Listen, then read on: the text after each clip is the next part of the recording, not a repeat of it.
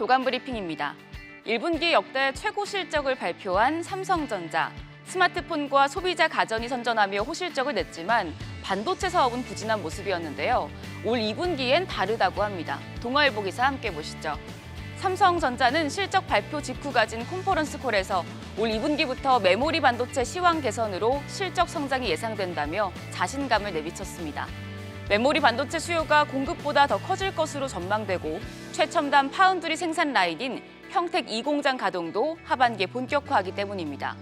게다가 지난 겨울 텍사스 한파로 생산 차질을 빚었던 오스틴 공장도 정상 가동되고 있는데요. 2분기엔 반도체가 삼성전자 실적의 1등 공신 자리를 되찾을 수 있을지 기대를 모으고 있습니다. 두 번째 기사 매일경제신문입니다. 이건희 컬렉션은 무려 2만 3천여 점에 달하는 역대급 규모입니다. 문재인 대통령이 이 같은 삼성의 기증에 감사의 뜻을 표하고 특별관 설치를 지시했는데요. 문 대통령은 고인의 정신을 잘 살려 국민이 좋은 작품들을 감상할 수 있도록 하라는 취지에서 이 같은 방안을 지시했습니다. 이에 따라 문화체육부 등 기증받은 미술품을 전시할 별도 공간을 마련하는 방안에 대한 실무 검토에 들어갔습니다. 국립중앙박물관과 국립현대미술관 등에 이건희관을 설치하는 방안이 가장 유력하게 점쳐집니다. 계속해서 세 번째 기사는 중앙일보입니다. 공정거래위원회가 기업의 자산 총액이 5조 원을 넘으면 대기업 집단으로 지정하고 그 기업을 사실상 지배하는 사람을 동일인으로 정해서 대기업 규제 등을 적용하는데요. 올해 대기업 집단과 동일인에 많은 변화가 있었습니다. 우선 코로나19 여파로 인터넷과 바이오 대기업의 재계 순위가 성큼 뛴 건 확인할 수 있었습니다. 카카오가 지난해 23위에서 올해 18위로 5계단 상승했고 셀트리온이 지난해 45위에서 올해 24위, 네이버가 41위에서 27위로 처음으로 재계 30위권에 진입했습니다. 한편 현대차 정의선 회장과 효성그룹 조현준 회장이 처음으로 동일인으로 지정됐는데요. 관심을 모았던 쿠팡 김범석 의장에 대해선 결국 총수 지정을 하지 않기로 해 형평성 논란이 우려되고 있습니다. 연봉 전쟁을 벌이던 게임업계가 이번에는 복지 경쟁에 돌입했습니다.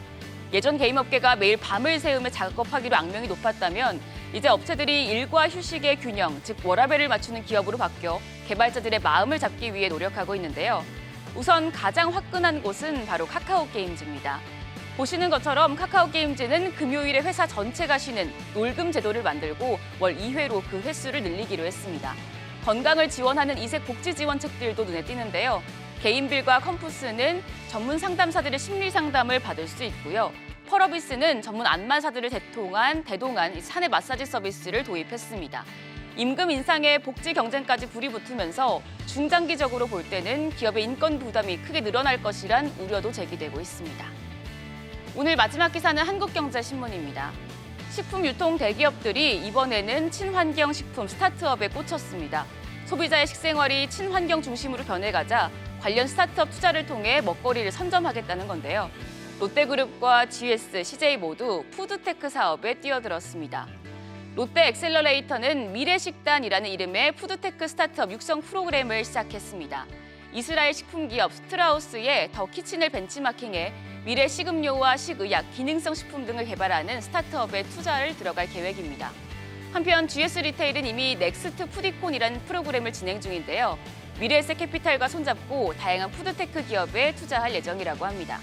이 밖에 CJ도 오벤터스를 통해 푸드테크 스타트업 멘토링을 지원하고 있습니다. 대기업과 푸드테크 스타트업의 협업이 늘어날수록 친환경 먹거리의 대중화도 빨라질 전망입니다. 지금까지 조간 브리핑이었습니다.